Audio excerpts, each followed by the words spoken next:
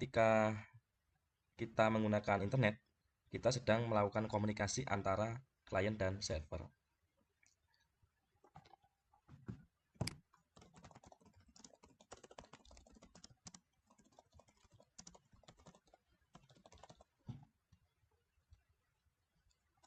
Namun ada masalah ya. Ketika komunikasi itu ternyata klien dan server itu tidak berkomunikasi atau cara mudahnya ngobrol dengan cara yang sama. Jadi mereka bahasanya aslinya nggak saling mengerti. Nah, bayangkan kalau nggak ada aturan yang mengatur itu ya. Jadi komunikasinya nggak lancar ya, jadi kacau. Makanya nanti kita akan menggunakan perantara ya. Di sini ada gambarnya yaitu REST API atau disebut API. Secara singkat disebutnya sebagai API Application Programming Interface. Jadi itu yang menjadi perantara komunikasi antara klien dengan server. Kalau pakai analogi sederhana, bayangkan ketika kita datang ke restoran itu ya, atau warung makan, kita itu sebagai kliennya, dapurnya itu server. Kemudian ketika kita mau makan, apakah kita langsung ke dapur? Tentu tidak, bukan? Kita akan pesan lewat pelayannya. Nah, itu pelayan itulah yang dimaksud API. Ada perantaranya. Sekarang kita nggak hanya berteori ya, tapi langsung kita praktekkan bisa dengan lokal menggunakan aplikasi SAM. Ini saya yakin tidak asing dengan SAM ya. Sebagai server lokalnya, lalu nanti juga pakai bahasa PHP ya.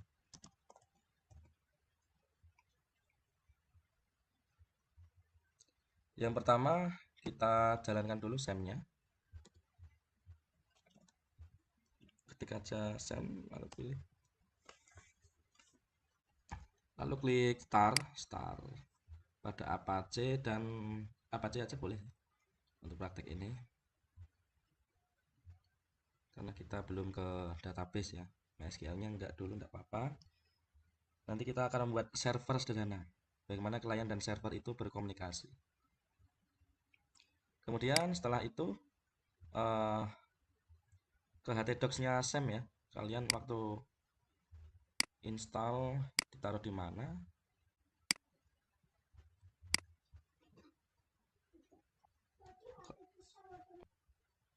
Normalnya ada di C, lalu ke SAM, pilih htdocs, buat buat API sederhana ya. Sini.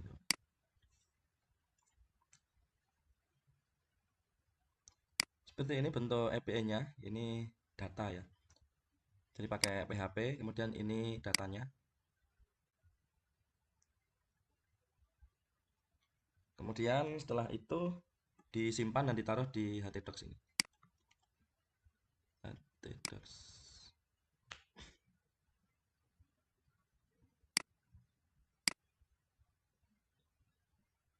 Taruh dikasih nama API.php ya.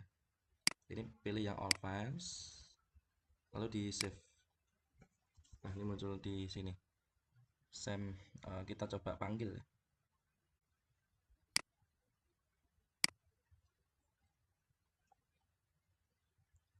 Kita panggil apa yang tadi dibuat, yaitu API localhost api.php. Nah, muncul seperti ini. Ini format JSON namanya, JSON. Jadi format ini ringan sehingga cepat dikirimkan ya, sehingga proses respon dan request client server itu bisa cepat dijawab gitu. Isinya seperti ini kalau dibuka. Untuk manusia ini tampilannya agak aneh tapi masih bisa dibaca ya. Karena ini data, bukan tampilan yang ditampilkan untuk user manusia, bukan. Sudah jadi ini API-nya.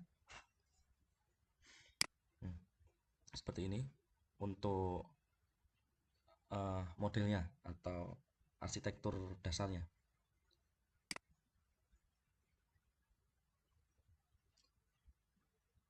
Kemudian setelah itu kita buat klien yang dia merequest atau meminta data dari server tadi. Untuk membuat klien, kodenya seperti ini. Ini adalah kode untuk klien, jangan lupa disimpan dulu, belum saya simpan. Kasih klien ya, .php, jangan lupa save as type-nya all files, lalu save. Coba kita panggil klien. Nah, dia muncul data dari server ini H2-nya. Di sini nggak ada nama Suga Jimin Jungkook, nggak ada, karena dia ngambil dari API di sini. Ingat ini alamat API-nya ya, localhost/api.php seperti di sini tadi. Ini format JSON ya, jadi untuk ngirim data biar cepat ya. Ketika ditampilkan di klien, dipanggil API-nya, maka muncul namanya. Jadi ada 3 bagian dari kode klien ini ya. Yang pertama ini ambil data ya, formatnya seperti ini. Ambil data, kemudian mengubah mengubah JSON-nya, di decode biar bisa dibaca di PHP ya. Ini ada decode-nya. Kemudian ditampilkan di web. Nih tampilannya. Mengambil data dari API-nya server, kemudian diubah ya. Tadi kan formatnya JSON seperti itu. Nah, ini sudah ada tulisannya JSON, lalu di decode, diubah untuk bisa tampil jadi data PHP. Lalu ditampilkan ke web. Ini judulnya ya H2, lalu for each itu perulangan karena datanya tadi nggak cuma satu ya, ada 3, maka pakai for each, ditampilkan satu persatu, formatnya sesuai JSON-nya. Ada nama status, kita buat di sini nama status, jadinya jadi kebaca 3 data. Jadi sekali lagi ini data dari server ya yang disampaikan dari API tadi. Sini nggak ada kan data Suga Jimin, pengusahaannya nggak ada kan, karena dia membaca dari API. Ketika data di localhost/API ini diganti, maka otomatis di kliennya dia juga ganti. Coba saya ganti ya, Joni dosen. Ini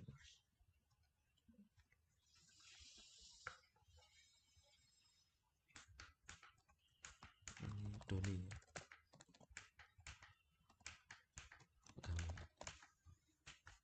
saya simpan dulu. Ini tandanya bulat berarti belum disimpan. Simpan. Nah, sudah nggak ada tanda bulat. Lalu ini belum berubah karena belum di refresh. Coba di reload, refresh. Nah, ini berubah kan, sesuai dengan data yang dirubah di server ya, di API itu. Gimana, kebayang nggak nih? Jadi konsepnya seperti ini tadi. Klien meminta data ke server lewat API, ada perantaranya. Kenapa harus lewat API? Karena biar ngerti komunikasinya. Kemudian formatnya JSON. Format JSON itu banyak dipakai di mobile, web, macam-macam, jadi pakai itu. Ringan, cepat diakses.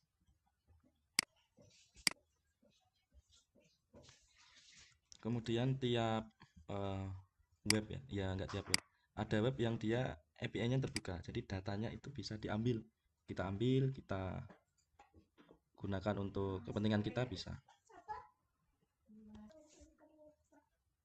Ini dari API yang dibuat sendiri tadi ya. Kemudian ada contoh web yang API-nya terbuka ya. Saya kasih lihat. Nih, saya ambil contoh di dummyjson.com. Nah, ini sudah online kalau ini. Online, tapi nanti kita panggil datanya di lokal. Sama sih, ini alamat API-nya, lalu di decode ya, diubah dulu dari JSON biar bisa dibaca di PHP. Lalu ini tampilannya for each untuk mengambil tiap datanya. Ini saya simpan dulu. Simpannya sama di htdocs, same htdocs, klien 2 misal. .php, jangan lupa all files, save. Kita panggil localhost client step 2. Hasilnya ada. Nah, ini daftar produk yang sesuai di sini. Ada harga nih. Nah, ini harga. Ini JSON buat belajar JSON juga sih, belajar API ya. Ini online ya. Jadi saya ambil API ini lalu saya tampilkan di localhost. Buktinya kalau online di sini muncul akses internet ya. Ketika akses internet saya matikan,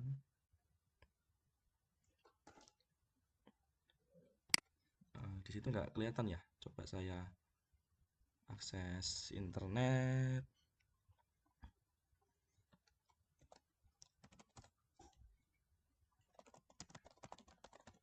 Nah, ini internet saya terkoneksi. Ketika saya putuskan, nah, call not find host karena saya putuskan.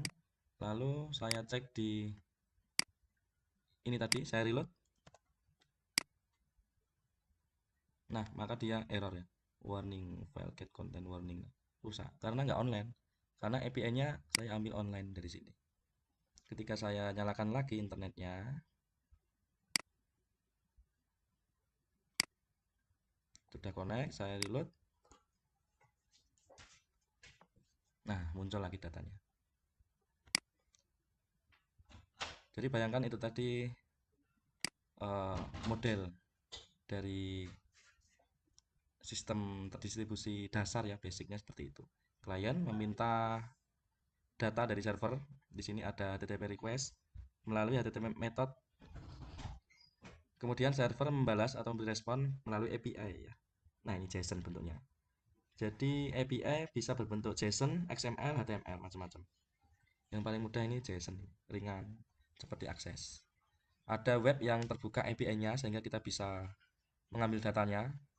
Ada juga yang pakai token ya, berbayar. Karena ini buat contoh ya, jadi ini mudah diterapkan. Ada yang nggak mudah, harus menyesuaikan dengan format di sana. Pakainya JSON, XML atau HTML, kemudian format tampilannya seperti apa. Jadi nggak mudah, kadang kala ya, ada kalanya nggak mudah mengambil API, mengambil data dari sebuah web. Tapi yang jelas modelnya seperti ini. Jadi ada API di antara klien dan server. Ingat tadi analogi pelayan restoran, koki, tukang masak, dan juga kita sebagai pelanggan.